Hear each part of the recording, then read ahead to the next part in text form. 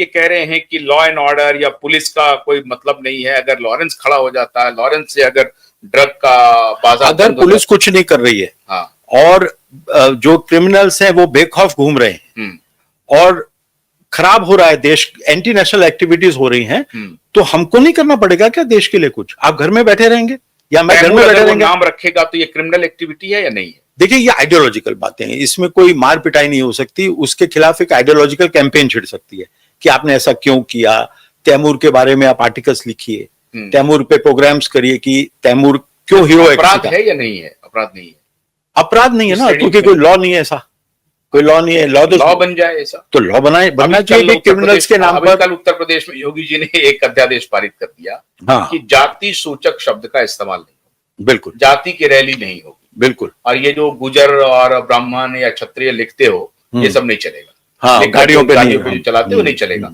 Even की complain में भी आप जाति सूचक शब्दों का इस्तेमाल नहीं कर सकते, प्रतिबंध लगा दिया। हाँ, तो वो देखिए, तो समाज टूटता है ना, तो अलग अलग जातियों के। सकते हैं कि भाई ऐसे लोग जिसका आप जो हमारे समाज, जिसका इतिहास है, ऐसा नहीं है कि हवा में बातें हो रही हैं, जो तैमूर के नाम पर तैमूर रख रहा हो, तो ये तो अपराध की श्रेणी में आना चाहिए। तो प्रूफ करना पड़ेगा ना आपको ये चीजें, आपको प्रोग्राम्स बनाने पड़ेंगे। Let us make a series of programmes on Taimur, Taimur की हिस्ट्री निकाल के कि तैमूर ने क्या क्या किया, उसमें आप एवरीबॉडी नो मेडिवल इंडिया नहीं रिपीट करना पड़ता है, उनको याद करना पड़ता है, बार बार याद कराना पड़ता है, एंगल की तरह बताना पड़ता है कि मैं जा रहा हूं। बार बार अभी हिंदू बैशिंग होती है, बार बार डेली हिंदू बैशिंग होती है, कम्युनिस्ट जैसे करते हैं उनसे सीखना चाहिए। एक ही बात को रिपीट करते रहते हैं, वर्ण व्यवस्था, वर्ण व्यवस्था, वर्ण व्यवस्था, जातिवाद। कोई जातिवाद नहीं है, कोई जातिवाद नहीं है।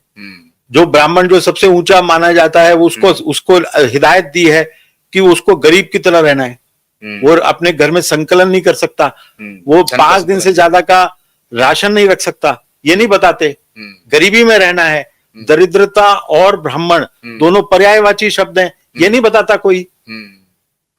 तो और जो हमारे जो गिल्ड्स थे, जो जैसे क्राफ्ट्समैन थे, जो तलवारें बनाते थे, तो राजा उनके पास जाता था जब युद्ध का समय होता था कि भैया मेरे पास पैसे नहीं है, मुझे 2000 तलवारें इमीडिएटली चाहिए। तो वो गिल्ड्स, जिनको ये लोग शूद्र समझते हैं, वो ये कहते थे आप चिंता मत करिए, हम आपको 2000 तलवारें दे देंगे, जब पैसे होंगे तब दे देना। तो वो लोन देते थे। देवर रिच पीपल। जो हमारी स्किलफुल क्लासेस थी, वो सब रिच लोग थे। तो ये फिल्मों ने हमें बहुत बिगाड़ा। कम्युनिस्टों ने फिल्मों में स्क्रिप्ट ऐसी लिखी कि जो ठाकुर थे, जो ब्राह्मण थे, वो रेपिस्ट थे, वो लड़कियों के पीछे भागते थे। आप देखिए, राजपूत करेगा ऐसा काम, राजपूत करेगा ऐसा काम। राजपूत का काम है अपने से ज्यादा ताकतवर से भिड़ जाना, किसी कमजोर की रक्षा के लिए, वो करेगा ऐसा काम। लड़कियों के सामने जितनी रिस्पेक्टफुली राजपूत डील करते हैं, आंखें नहीं उठाएंगे उनके सामने।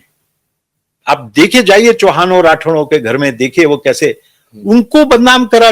फिल्मों में ने दिखाया कि एक राजपूत जमींदार, गांव में एक ही गाड़ी होती थी कई बार राजपूत की, वो गाड़ी जो है पेशेंट्स को ले जाने के लिए होती थी, हॉस्पिटल शहर के में जाना होता था जो, वो हमेशा बहुत सारा काम, जितने भी रजवाड़े हैं, देखिए 2 टाइप के प्रोविंसेस थे। एक तो ब्रिटिश प्रोविंस थे, वहां सत्यानाश हो गया, वहां सारा हिंदू धर्म का सत्यानाश हो गया। और जो राजाओं के थे, जैसे ट्रेवनकोर था, सौराष्ट्र है, वहां के संस्कार अलग हैं सब। राजस्थान देखिए, संस्कार अलग हैं। आज भी आप जाइए, क्या इज्जत लेडीज की होती है वहां पे।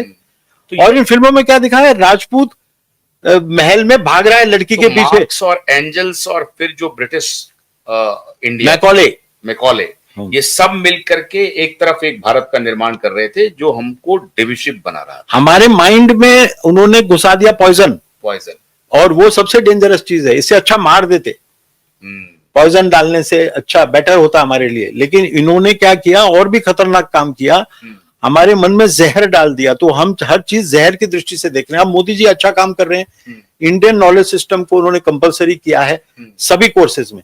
तो कहीं ना कहीं भारतीय संस्कार बच्चों में आएंगे, वो चेंज होगा। बहुत टाइम लगेगा, बहुत टाइम लगेगा। अभी चूंकि मैं बॉलीवुड, लेकिन इसलिए लॉरेंस को टाइम कम लगे हमारी इंप्रूवमेंट में, तो लॉरेंस जैसे लोगों को टॉप पे बिठाना चाहिए। कोई स्टेट दे दो भैया, तुम इसको ठीक कर दो, तुम बहादुर आदमी हो, तुम यहां सब क्रिमिनल्स खत्म कर दो, और वो ही कर पाएगा जी।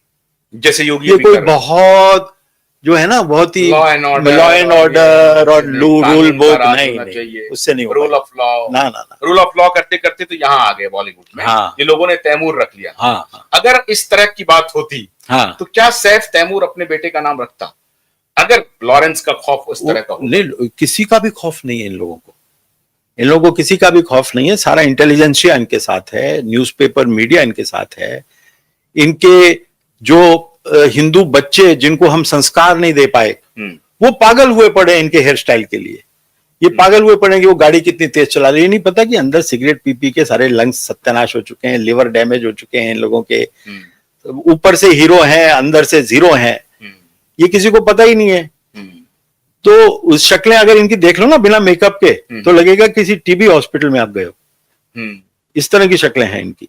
तो वो सब उसके ऊपर पोत के, बॉलीवुड के लिए लॉ एंड ऑर्डर का या कानून का राज का नहीं होना चाहिए। ग्लैमर की दुनिया है, ग्लैमर की दुनिया है। लॉरेंस काम करे। लॉरेंस जैसा आदमी वो चाहता तो कितना भी पैसा उसको दे देते ये लोग चुप रहने के लिए। ब्लैक बक का हुआ ना, तो करोड़ों रुपए लेके वो बैठ जाता। उसने नहीं छुआ, ईमानदार आदमी है, करोड़ों का ये मांगता है। हाँ, नहीं उसको दे देता खुशी खुशी, बताता भी नहीं किसी को, बोले कि मेरा पिंडा छोड़ दे। नहीं दिया होगा ऑफर। ये साबित करता है कि वो ईमानदार है। ऑफ कोर्स, नहीं तो वो क्यों करता है ये सब चीजें? वो आइडियोलॉजी के लिए कर रहा है, वो अपने संस्कारों के लिए कर रहा है, वो इस देश का फ्यूचर है।